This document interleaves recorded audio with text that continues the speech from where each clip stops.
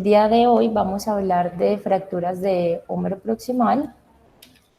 Entonces, ¿por qué es importante hablar de estos tipos de fracturas?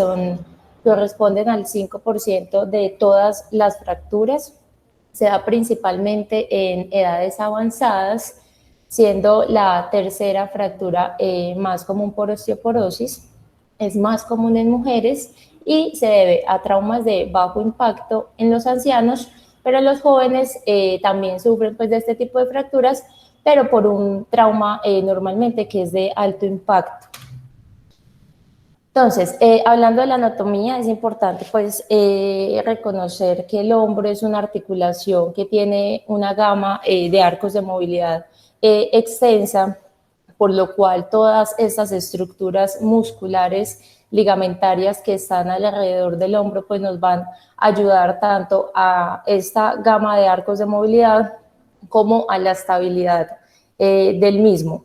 Entonces, aquí lo que tenemos es recordar que hay unas estructuras principales, unos segmentos anatómicos donde se insertan esta variedad de estructuras musculares que nos van a ayudar, sea en una reducción cerrada o abierta o fijación interna, a restaurar esta anatomía del húmero proximal. Tenemos que tener en cuenta entonces que para la mecánica del hombro y para su función óptima necesitamos entonces restaurar estos ángulos cervicodiafisiarios del húmero proximal, que van a ser más o menos de 130 a 135 grados, y el ángulo de retroversión de la cabeza humeral de acuerdo pues como al húmero distal, que va a ser de 30 a 40 grados, esto para restaurar la mecánica del húmero proximal.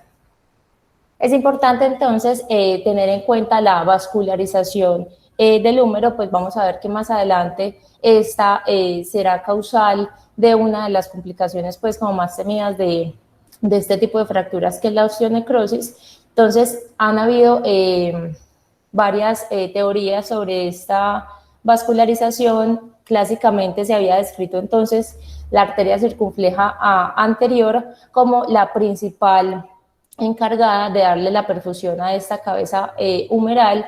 Varios estudios entonces han salido a debatir esto, y algunos han encontrado que, por el contrario, la circunfleja posterior es la que más proporciona suministro a esta cabeza humeral, siendo un 64% más o menos versus un 36%.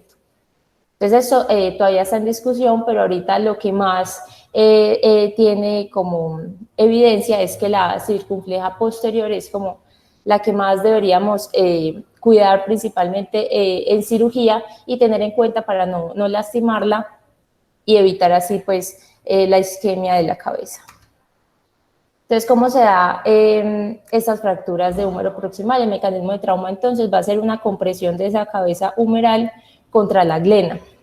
Todas estas estructuras musculares que hablábamos van a actuar sobre el cuello quirúrgico y sobre las tuberosidades, produciendo unos desplazamientos. Entonces, vamos a ver que la tuberosidad mayor, por fuerzas pues, del supraespinoso, se va a ir posterior-superior. La tuberosidad menor, por el subescapular, se va a desplazar hacia medial, y la diáfisis humeral entonces por el pectoral mayor se va a desplazar tanto medial como inferior. Esto nos va a ayudar en algún momento en la reducción anatómica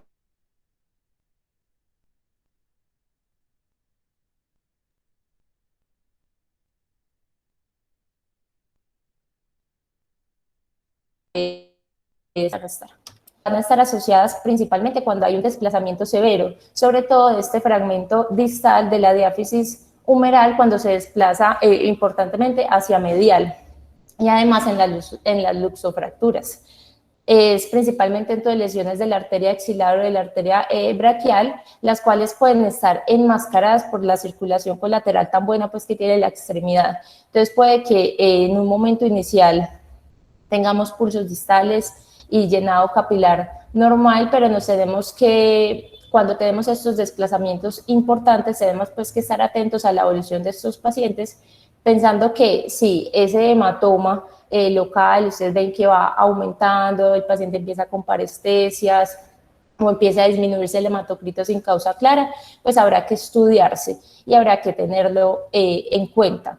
Entonces, la angiografía será pues el estándar de oro para el diagnóstico de este tipo de lesiones.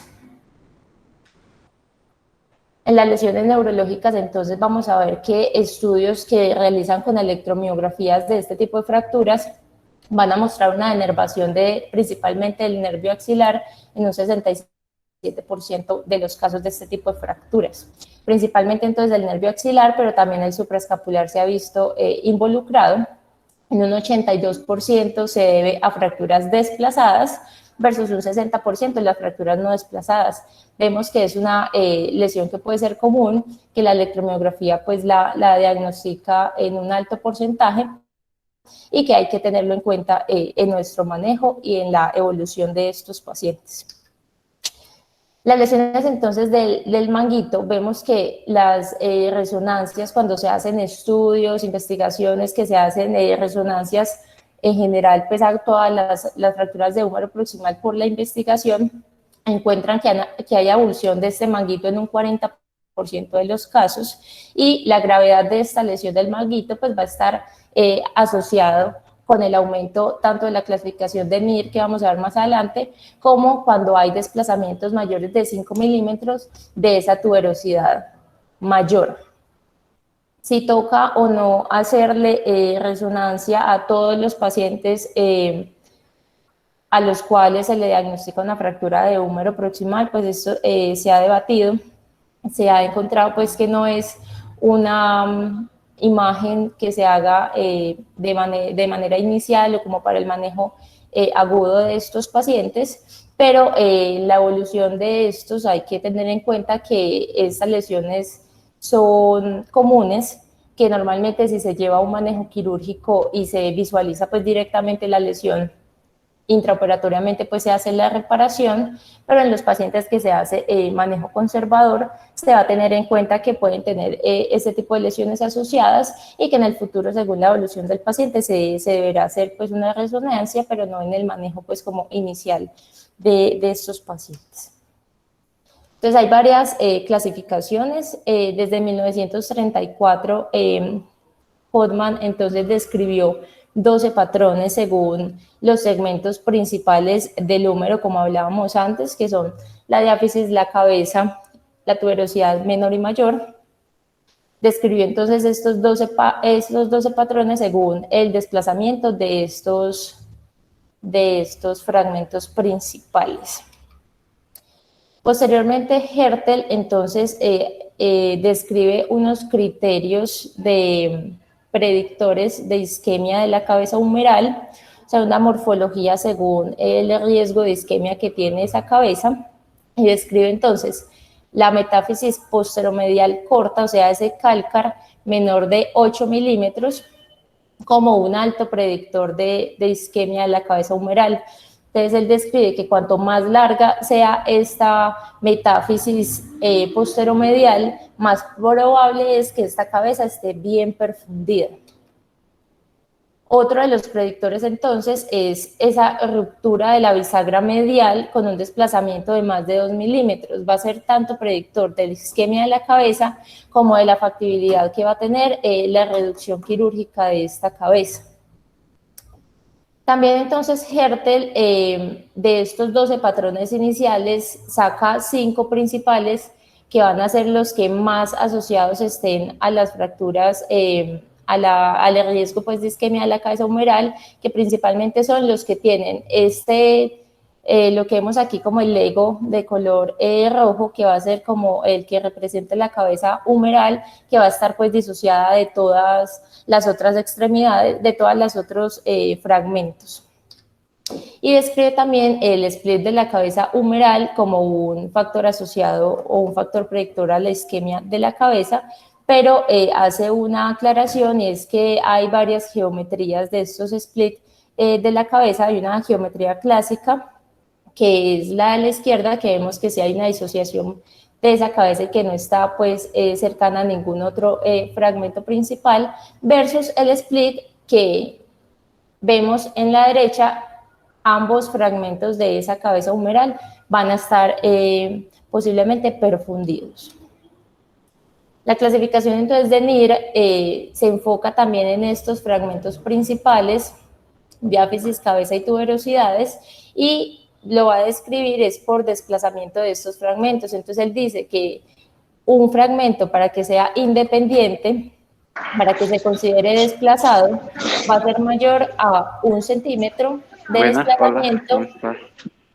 o mayor a 45 grados de desplazamiento, se va a considerar pues como un fragmento independiente. Entonces vamos a tener fracturas que sean de 2 partes, 3 o 4 partes, según cada fragmento que esté como independiente o no. Denme un Buenas, yo segundo. vendré para acá, me imagino. Silencio al profe García, no sé cómo lo podemos silenciar, no me da para silenciarlo. Listo. Entonces aquí es la Hola, imaginología pues, que vamos a tener con estos pacientes. Y hola. vamos a pedir un y una Y escapular. Esto nos va a ayudar pues como en varios planos a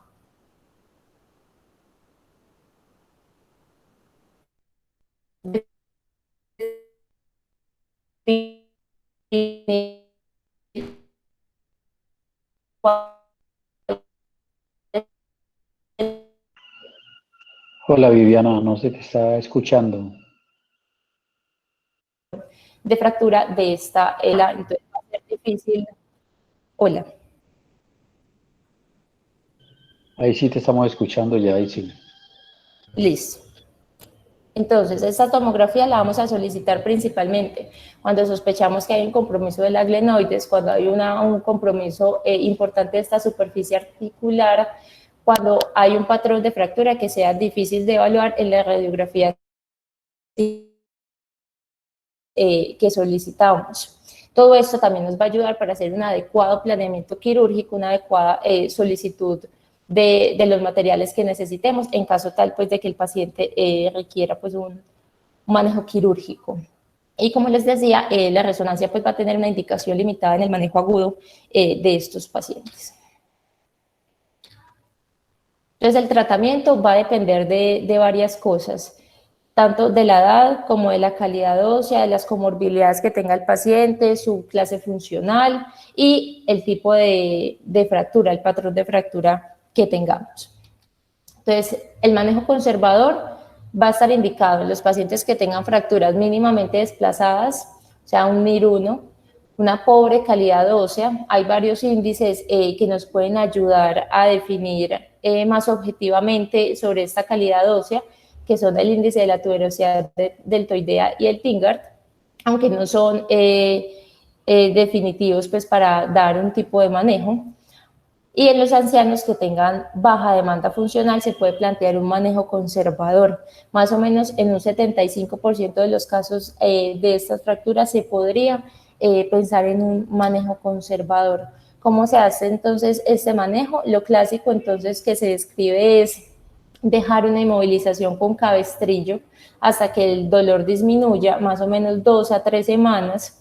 A las 2 semanas iniciar este tipo de movilidad pasiva y ejercicios pendulares. A las 6 a 12 semanas entonces iniciar la movilidad activa y la movilidad contra resistencia. Después de 12 semanas entonces se empiezan los ejercicios para ganancia de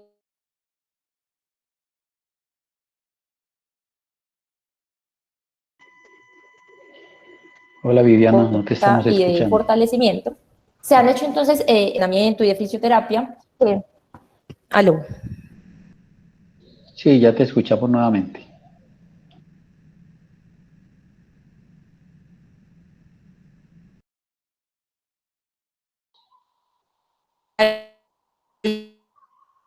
Se está interrumpiendo mucho ¿Se escucha? el audio. Ahí te estamos escuchando nuevamente, pero a Sí, rato se ya. interrumpe. Sí, ahí sí. Listo, profe. Bueno, entonces me imagino que queda aquí en el manejo conservador, pues retomando entonces escabestrillo hasta que disminuya el dolor, más o menos 2 a 3 semanas. A las 2 semanas inician movimientos pendulares, movilidad pasiva. Después de 6 semanas, una movilidad activa contra resistencia. Y después de 12 semanas se inicia entonces el fortalecimiento. Se han entonces evaluado varios esquemas de fisioterapia, unos que indican la movilidad debería ser más temprana. En los estudios entonces describen que después de las 72 horas de la fractura se debería empezar a hacer movilización con el mismo esquema, pero la movilización debería empezar a las 72 horas. Y ellos describen que será más efectiva para restaurar rápidamente la capacidad física y el rendimiento previo que esta inmovilización convencional que describen 2 semanas de cabestrillo y ya así luego empezar pues como con los movimientos pendulares. Ellos describen entonces que entre más temprano se empiece la movilización, mejores resultados van a tener tanto en las escalas de dolor como en las escalas de funcionalidad. Con el manejo conservador, entonces, se describen tasas de hasta el 77% de arcos de movimiento buenos o excelentes, un 90% de pacientes sin dolor o con un dolor leve y hasta un 94% de una recuperación funcional adecuada. El manejo quirúrgico, entonces, lo vamos a hacer cuando haya un desplazamiento de esta cabeza humeral más del 50% del diámetro de la diáfisis. Cuando hay una desviación en varo o algo mayor de 20 grados, se describe entonces que un desplazamiento más de 20 grados en varo va a disminuir esa eficiencia de la abducción del hombro, principalmente del supraespinoso. La tuberosidad mayor, cuando tiene desplazamientos de más de 5 milímetros, también se plantea entonces un manejo quirúrgico. Obviamente estos son indicaciones puntuales, pero se tiene que ver al paciente pues como un todo, con la edad, las comorbilidades y la calidad ósea que tiene el paciente. La isquemia entonces postraumática, todos estos criterios que describe Hertel de predictores de isquemia no van a implicar osteonecrosis en todos los casos. Esta osteonecrosis entonces se dice que se podría disminuir con una reducción anatómica, restaurando toda esta columna medial y las tuberosidades y logrando una fijación estable.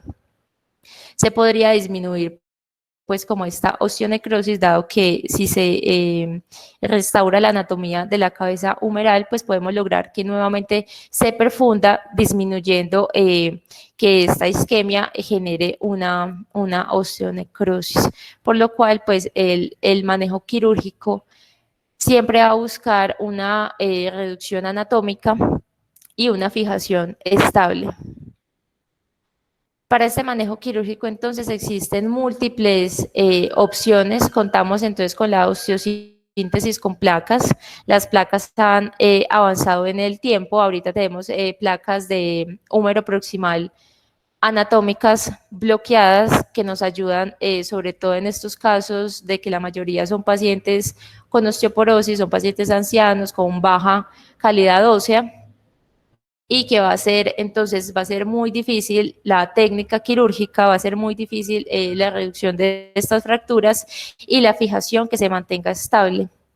La osteosíntesis entonces con clavo endomedular, aunque no es lo usual que hacemos en este momento, por lo menos en la práctica diaria, sí se ha visto, se ha incrementado el estudio de estos clavos y el avance de la tecnología. Ahorita tenemos clavos pues endomedulares de última generación que tienen múltiples tornillos y múltiples ángulos para posicionarlos para mejorar esta fijación.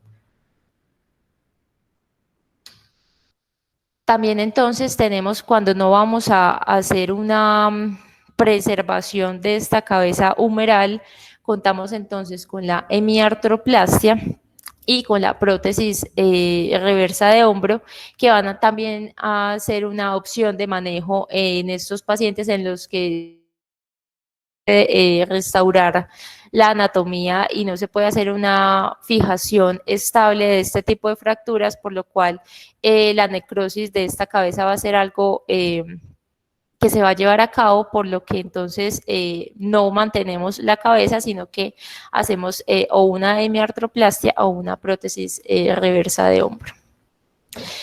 Si manejo quirúrgico o manejo conservador en este tipo de fracturas, pues hay varios estudios grandes que nos hablan sobre esto, sobre fracturas desplazadas. Ellos hacen dos grupos grandes de comparación, en los cuales hay tanto fracturas de 3 partes como de 4 partes por igual, y hacen un seguimiento a 2 años, unos con manejo quirúrgico, otros con manejo conservador.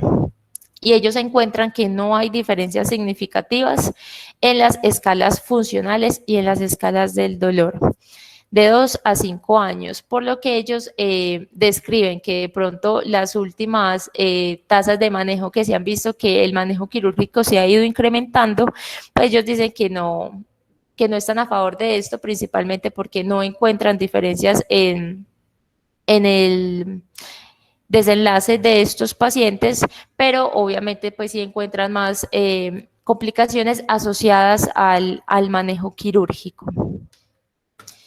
Como complicaciones entonces tenemos la migración de los implantes, esto principalmente con la penetración de los tornillos a la superficie articular.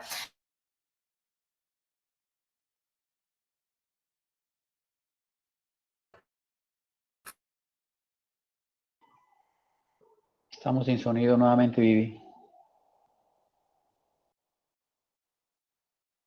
Pues de reintervención. Aló. Ahí volvió el sonido, pero en esta diapositiva no te habíamos escuchado. Listo.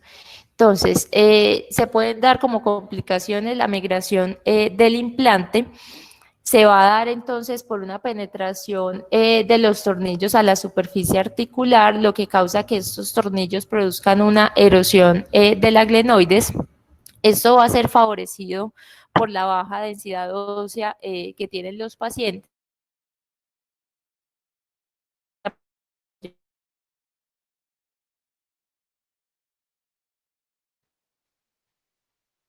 Nuevamente se interrumpió el sonido. Densidad de pacientes. Aló. ¿Ya se escucha? Ahí se estamos escuchando nuevamente. Listo. Muy bien, entonces, como ya vimos, lo más importante entonces es una restauración anatómica y una fijación estable, lo cual va a ser difícil de lograr por la técnica quirúrgica, la cual no es sencilla, y por la baja densidad ósea que tienen estos pacientes se puede producir pues la migración del implante. Otra de las complicaciones entonces que hablábamos es la osteonecrosis. Ya dijimos entonces que estos criterios de Hertel que predicen isquemia, pues la isquemia no siempre va a implicar necesariamente que se produzca la necrosis avascular.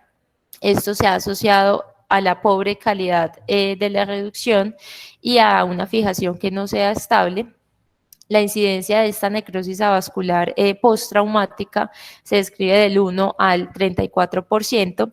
Hay algunos estudios bastante controvertidos si la cirugía se debería entonces hacer en menos de 48 horas, ya que al restaurar nuevamente la anatomía de la cabeza del húmero proximal, pues se va nuevamente a restaurar esta perfusión de la cabeza, lo que disminuye el tiempo de isquemia y la probabilidad de terminar en una necrosis avascular. Pues esto ha tenido diferentes resultados. Hay estudios que concuerdan o que sí concluyen que en menos de 48 horas se disminuye esta osteonecrosis, como hay estudios que aún no lo han podido concluir, no lo han podido